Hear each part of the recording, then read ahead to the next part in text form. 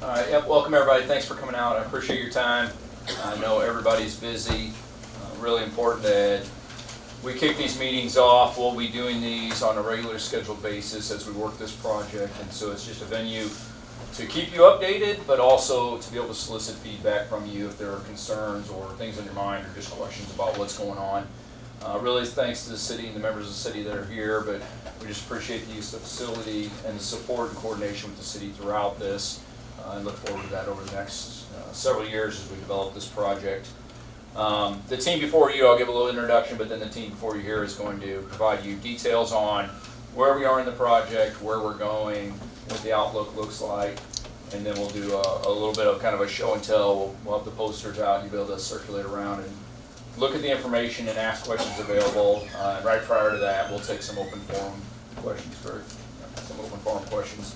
So I just want to talk about the reason why we're doing this project, right? It's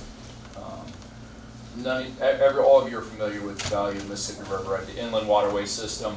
We have over 12,000 miles of navigable river in the United States. That's commercially navigable. That's not recreation creeks and stuff. That's commercially navigable. That's more than the entire world combined, and that's what makes us one of the most powerful nations economically in the world, is because we have this system that allows us to take everything in the middle of the United States and put it out a port in the Gulf and get it anywhere in the world. And so there's a lot of competition out there. There's competition from South America, Brazil. There's competition around the globe, and then there's buyers around the globe that are vying for the cheapest products they can get. And so for us to stay competitive, we have to modernize and make a more efficient system, and that's what this is all about. And so the federal government has given us the authorization under NESP, and we'll talk a little bit about NESP, for the expansion of 7 locks, 5 on the Mississippi River, 2 on the Illinois, to 1,200-foot locks. And that'll allow for greater efficiency down the river, faster times, because we don't have to, the tow operators aren't going to have to do double lockages, and a much safer environment to operate in. And so that's the genesis on why we're doing this. This is the first of those 7. So this really sets the stage for the appetite for those in elected positions that authorize us to do it and then fund us to do it, to continue with the other 6. And so we're working very hard to make sure we get this one right so that we can set the stage for the other 6. It is, in addition to national economic value, it's also, as I wear this uniform here, it's of national security value too, right? Because again, this allows us to position ourselves around the globe in a way that we can govern outcomes globally, and that benefits our national security. And so I talk to those of us that work on the river here, and those of us that are involved in this in the district. It's far beyond what we do in the St. Louis district. This really is a global impact every day. And without this, we wouldn't be who we are. So it is critical we do this. And then if we drill down to the local level, it's critical we do it right. And that's why we're doing these meetings. We need to get feedback from you. We don't want this to be a burden on the community as we do this, right? And there's a lot that's going to go on to make this lock. In this case, and Jose will get into this in more detail, each one of these will be different. They're each unique. In this case, we're constructing this one in the wet, largely with the open river, which means we'll continue traffic as much as possible while we do this. That's not the case on all of them. Some of them may be able to dam it off, construct it in the dry, and then continue on. And so each one of them will be uniquely different. But because of the method we're using, that draws out how long it takes. And so we need your feedback and your concerns as we go through this process. We'll continue these meetings. We'll continue to build with you, with the way forward and what we're doing, keep you informed and solicit your feedback. And if issues arise, we can address them in this kind of a forum. So without further ado, I'm going to turn it over to Jose. He's our project manager on this, and let him run through what it is, and then we'll solicit your questions. Thank you, sir. No, I think I don't need to use these, right? We're good? Okay, good. So my name is Jose Lopez, and I'm the project manager for the LD25 expansion project. I'll want to introduce a few folks that are on the team. So Chelsea Hulsman, she's our assistant technical lead.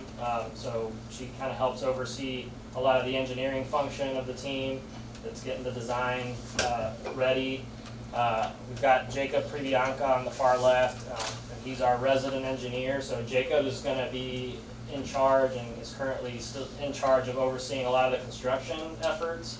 I'll kind of get into more detail, but this is a large project. It's going to take a while. We are breaking it up into phases, and so construction on this project has already actually started. It started back in 2022 with some smaller construction contracts, and Jacob and his team, they're the guys on the front line in the field, you know, observing our contractors, making sure that the work is proceeding as we designed it. And then also want to highlight Nick Jacobs from our real estate shop. You know, obviously there's going to be the need for real property for us to be able to build this, so he's going to help us out through that process. There are other members of the team here present too. I want to call out a few folks, and pardon me for calling you out, but we've got folks from our operations staff. So Tony Rice, he's the lockmaster at LD25, so he's basically the man in charge of the facility, day-to-day operations, making sure vessels are locking through safely and overseeing the operations and maintenance of that facility. We've also got, let's see, Garrett Fleming, Kyle Wiseman, and Andy Schimpf here, also from our operations staff. So a good group of folks that are always, you know, engaged in making sure that this facility is providing the benefits that it was intended to provide. And so our teams work together very closely because we are embarking on a journey to make this project a little bit larger and add more value to the nation. So anyway, just wanted to recognize some of the team members. I'm sorry if I didn't call every single person out. With that said, we'll go ahead and roll through, and I'll get some background information here. You know, we'll talk a little bit about what NESP is, but really we'll try to get through that fairly quickly and through some of the project purposes and benefits and all that. But then we'll dive into, you know, what is the project that we're talking about, what our timelines are, you know, some of the progress we've made thus far, and some of the near and midterm goals we have, and then ultimately, you know, what our kind of end state is looking like. And then we'll you know, hit on some kind of views and site access items, and then open it up. So with that said, as the commander mentioned, NESP is a unique program that Congress authorized the Corps of Engineers to execute NESP. NESP stands for Navigation and Ecosystem Sustainability Program.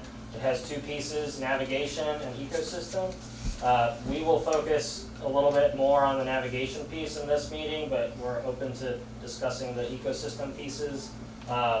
In the navigation piece, it's pretty simple. There's 7 locks on the upper Mississippi River, Lock 25, Lock 24, Lock 22, 21, and 20. And those are the 5 on the Miss, and then there's 2 on the Illinois River, LaGrange and Peoria. Those 7 locks were authorized by Congress to be expanded from having a single 600-foot chamber to having a second 1,200-foot chamber, right? So that adds a bit of redundancy, but it also adds efficiency, right? So the towboats that move through that lock can move quicker, you know, making the commodities that move through that a little bit more cost effectively to move, and so adding to that competitive advantage that Colonel Paneer talked about. So I like to talk in analogies. The bottom line is the Mississippi River is like a highway, right? And right now, when you get to Lock 25, the highway goes from 4 lanes to 2 lanes, right? And so we're trying to widen that highway so that the traffic can move through it in a much more efficient way. And we're trying to do that in sequence, right? Moving up the river, so Lock 25 being the first one. If you go downstream to Alton, Illinois, Mel Price Lock and Dam, that one has 2 chambers, one 1,200, one 600. So when you move up to here to Winfield is where, you know, the sort of bottleneck is, right? So that's the first one that's getting expanded. So I'll leave it there and we can go to the next slide. As I mentioned, and I kind of already covered this, but the purpose of the project is to expand the existing facility so that it can accommodate the larger tow sizes. And next slide. And what that's going to do is it's going to reduce lockage time.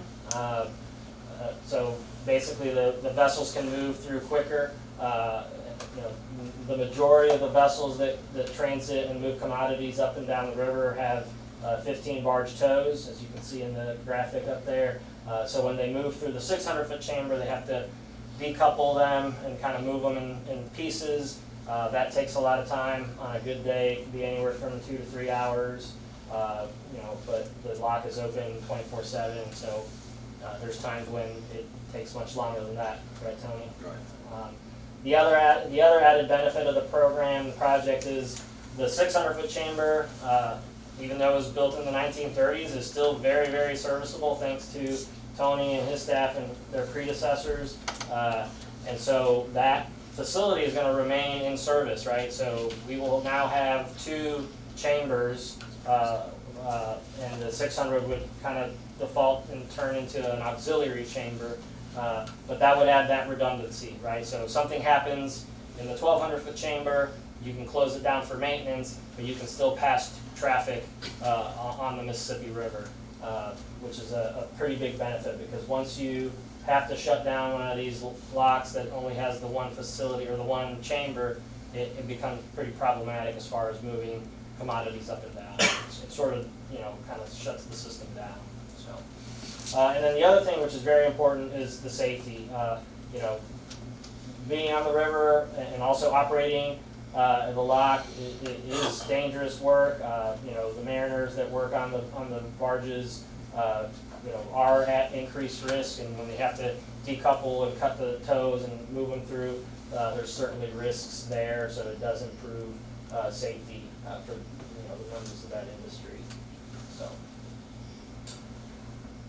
So what is the project, right? So I've talked about an expansion and all that, but basically this image kind of highlights what we're doing. You can see in the bottom of the image there where it says existing 600-foot lock. You know, that's the current facility that was built in the 1930s. You know, Congress back then and the administration authorized the Corps to make this investment in the country, and since then, you know, we've made investments to keep that level of service, right? Make sure that we're able to lock vessels through as efficiently as we can. Well, now Congress and the administration have decided to up the ante on that investment, right, and make another kind of long-term investment on it, and construct this new 1,200-foot lock chamber. As you can see, the little squares there in that purplish color, we're just trying to demonstrate there what each of those concrete monoliths is going to be located. And then those red lines with the circles, that's what we're calling the guard wall. So that's in a nutshell what the project is. We're going to be building kind of directly adjacent to the existing facility a new larger facility. That's the widening of the highway, as I was kind of making or commenting before. And you know, in a really high-level summary, you've got those 6 bullet points up there that talks about what, you know, what each of those feature is. That longer purple wall that's over there by the dam, that's what we're calling the river wall, and that's at about a 1,200-foot long river wall. And then near the existing facility, that shorter wall, that's the river or the eye wall or the intermediate wall.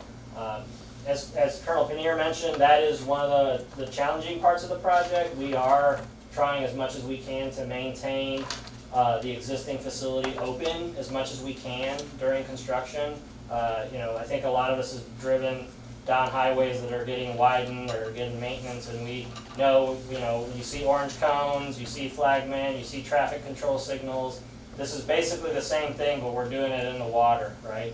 So we're trying to make sure that traffic can still flow through the lot, and while a contractor is building that specific eye wall. So there's definitely some challenging engineering aspects because we're building a brand new facility and kind of bolting it onto the old facility.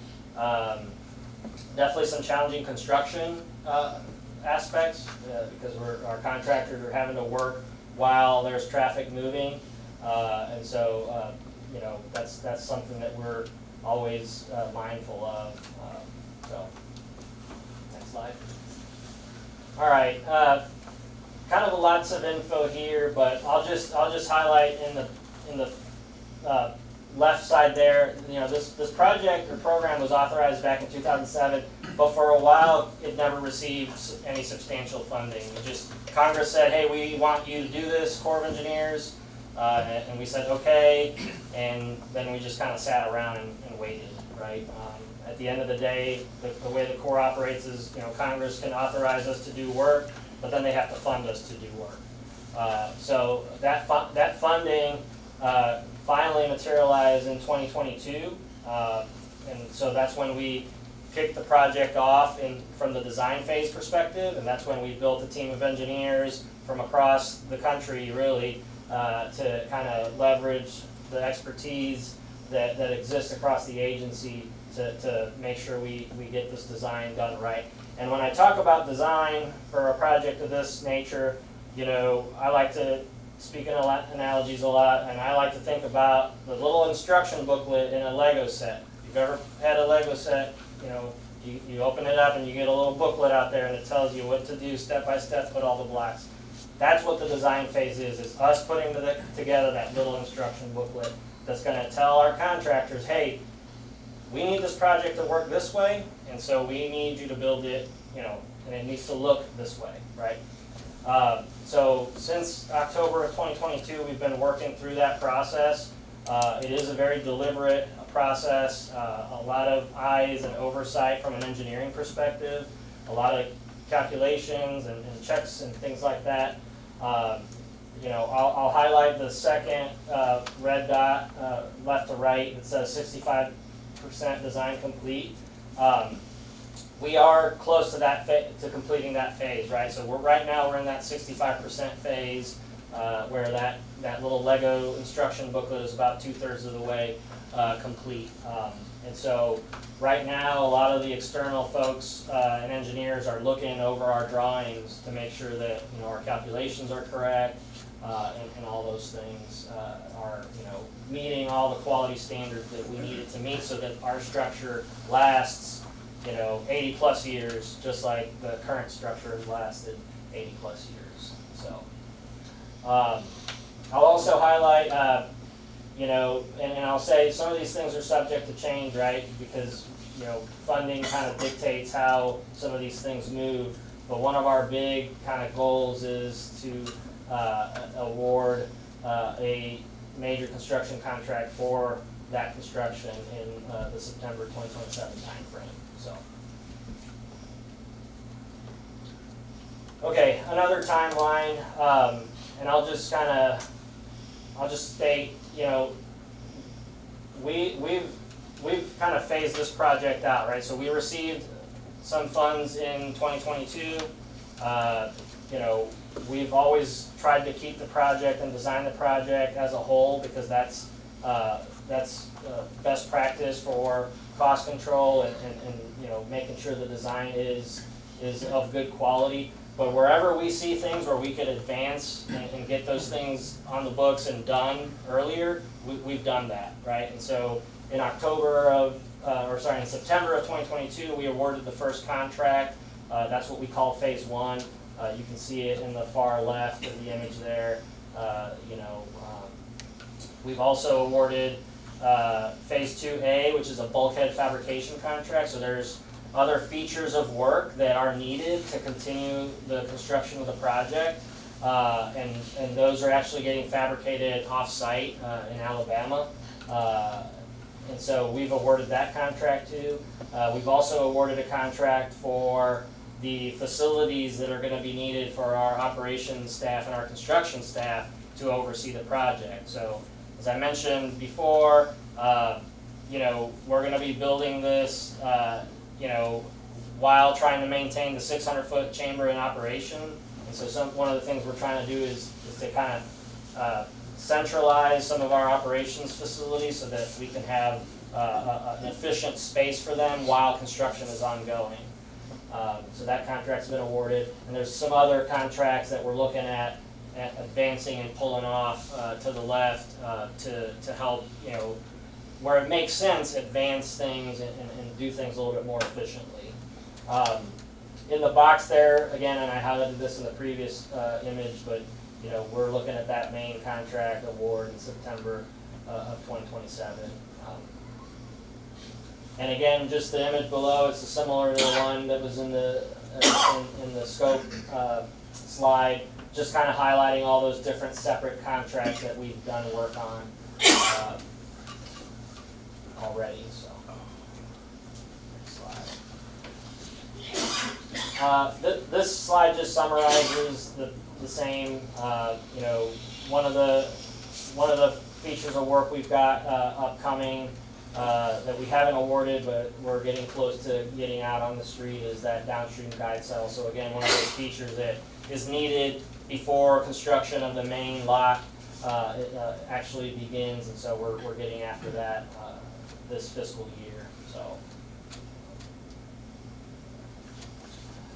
all right, I'll talk a little bit about civil site access. As most of you probably know, we're in Winfield City Hall right now. If you go down 47, I believe, and then make a left on 79, you're going to make a right on State Highway N. That is the road that's going to take you into the lock facility. That is the main site access that we have for the lock. There's also a couple of county roads that are used there.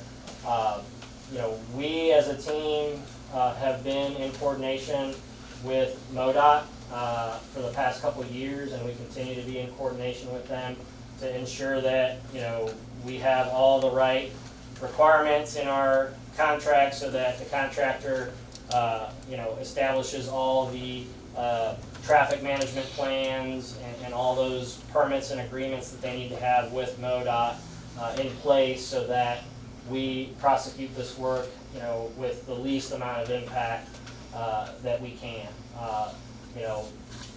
I'll talk about a little bit of facts and figures here, but we estimate, and again, these are subject to change, and there are forecasts, but we estimate anywhere from 250 to 300 employees for that main construction contractor to be working on that site during the peak production of construction. And so definitely going to have a little bit of more traffic than normal. This is information that we've shared with MoDOT, and we continue to share with them to make sure that we have an understanding of what that expectation is. I'll say too that the peak construction time frame for us is still a little bit in flux.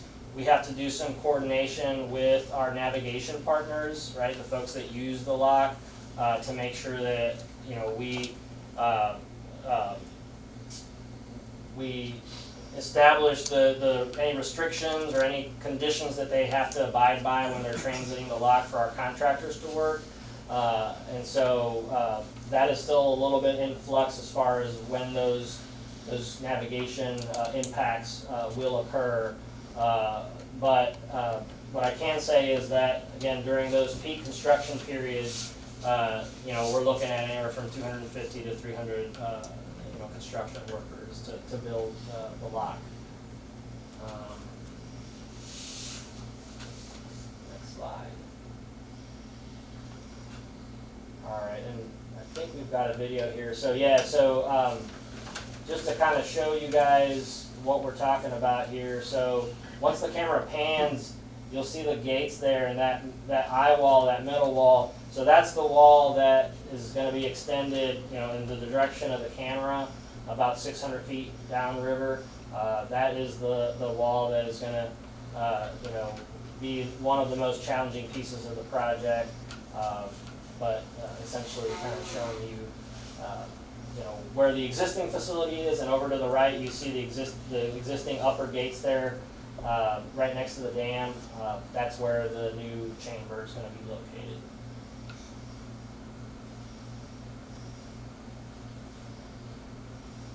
So I know I threw a lot at everybody, and I'm not even tracking on time. So I think we're good to take anybody's questions. run through any concerns that you might have. Yes, sir. Did your 10 years start in 22, or is it starting now in 27? What 10 years?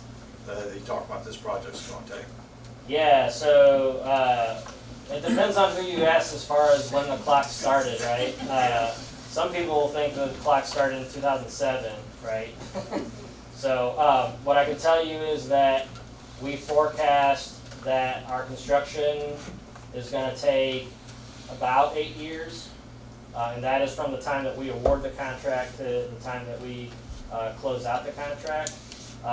There is always changes that occur during a construction contract. We could have a high water event that essentially shuts down construction for an extended period.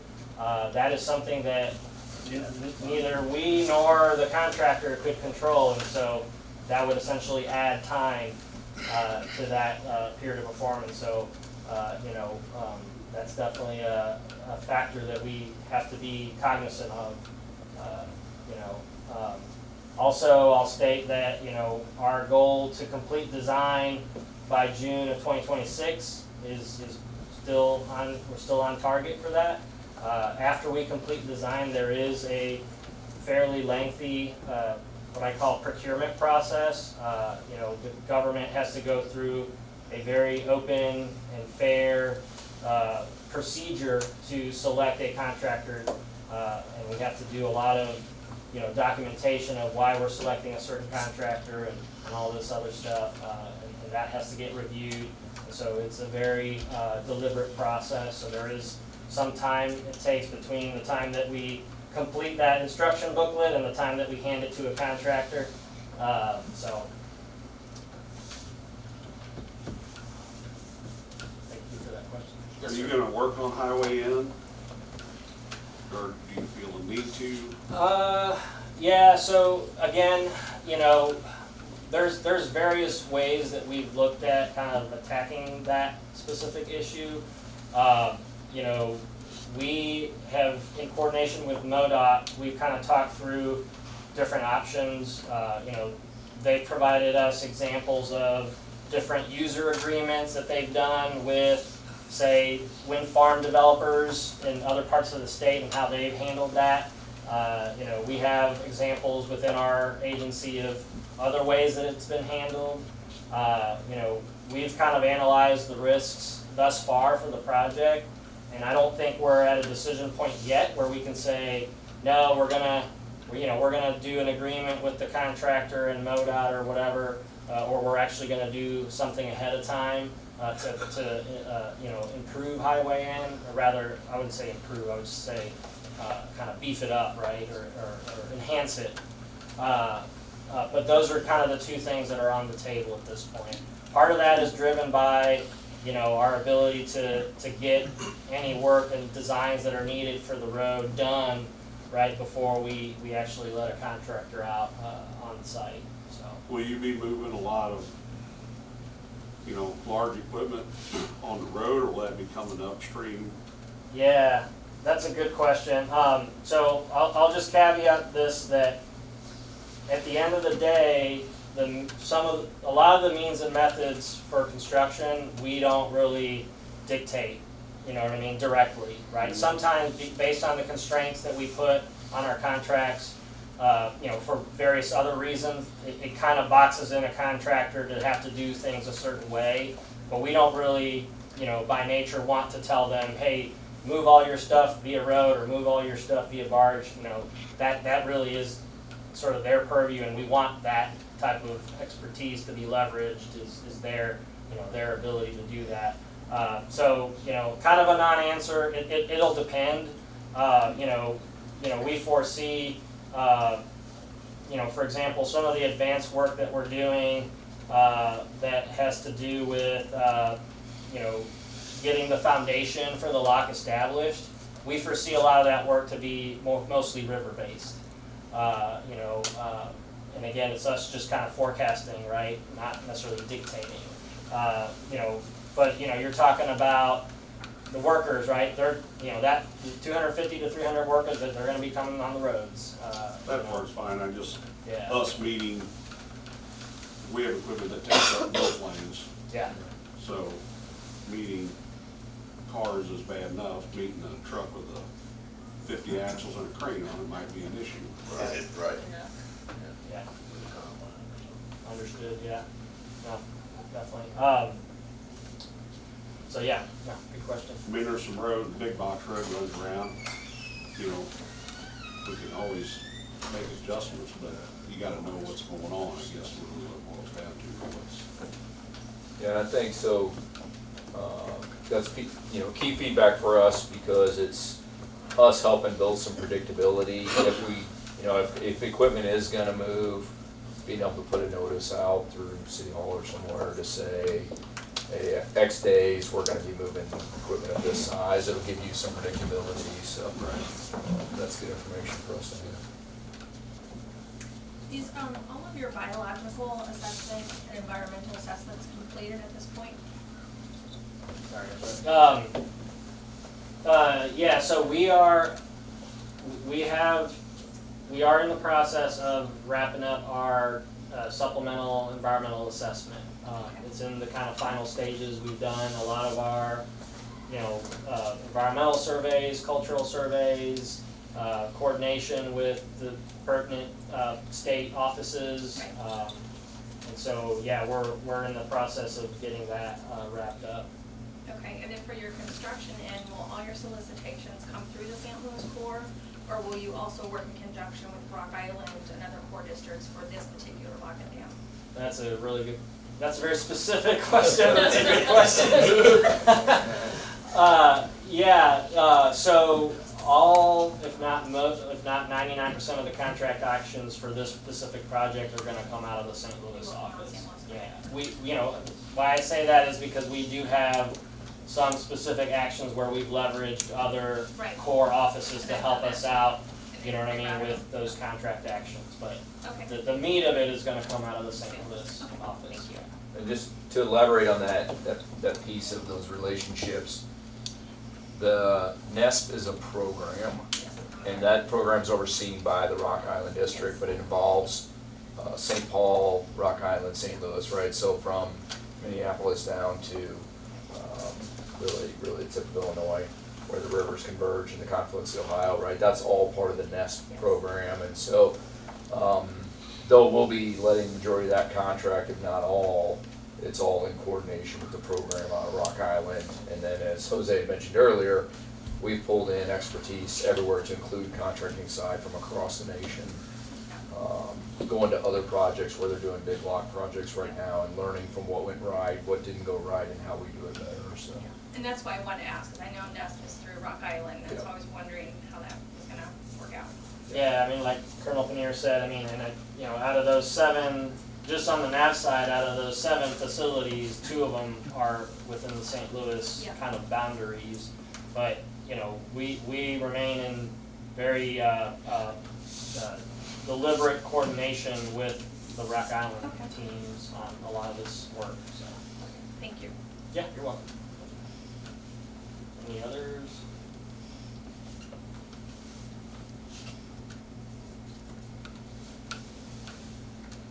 Come on. I love questions.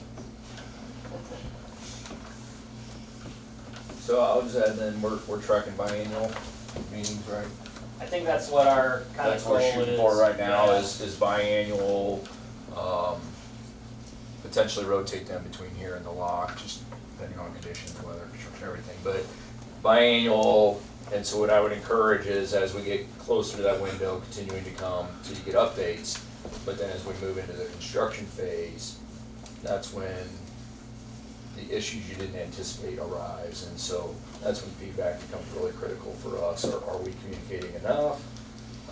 Are we working with communicating to you when equipment's moving right? If it's, especially during certain times of the year, harvest season, or times that you're putting in the fields, right? Are we putting that information out early enough that it's not hindering you? Are there things we can do better? All of that will help during those kind of meetings as we get closer. This is still pretty early in it all, but we want to be out front and sharing the information with you where we're at. Yeah, we realize, I mean, a lot of us have been, there's people that have been involved in these programs longer, since 2007. And before that, you know, but even some of us that have started since 2022, when we received funding and got the go to really get after this, you know, that's been a while, right? And so we're kind of in the mode of status quo for a lot of that, and so, but now we're recognizing that we're getting to the point where having these types of engagements with the public now is the right time to have them, and have them in a kind of, you know, frequent fashion, so that, you know, these things can be talked about openly, and we can kind of learn and adjust as needed. So, you know, I foresee these occurring throughout the construction period as well. So, yes, sir. How much is gonna be poured in place and how much is gonna be precast brought in, or is that still part of the design? That's even more specific question. Oh man. Yeah. So I can't. You know, you stumped the chump there. I mean, both are in play. Yeah, they are. Okay. They are. You know, a lot of this, you know, a lot of the concrete, as Commander mentioned, this is in the wet construction. We fully anticipate that a batch plant, contractor owned and operated batch plant, is going to be constructed near the site.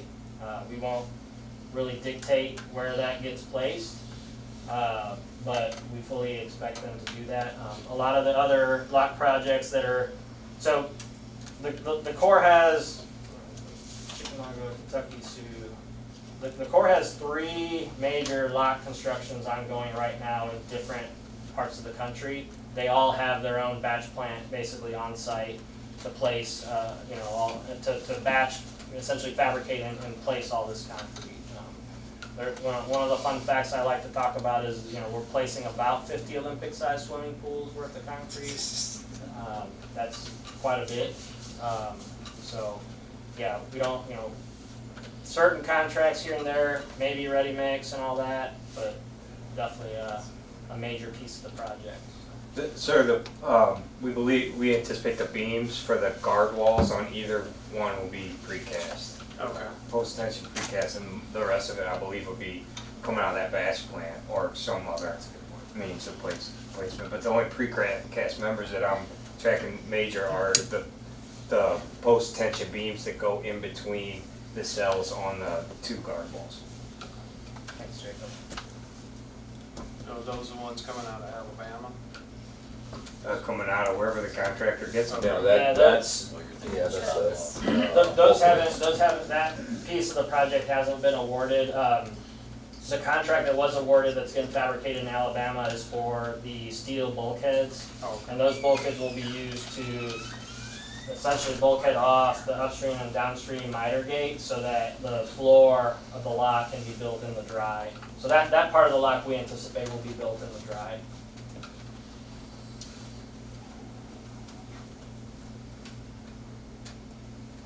Any other questions?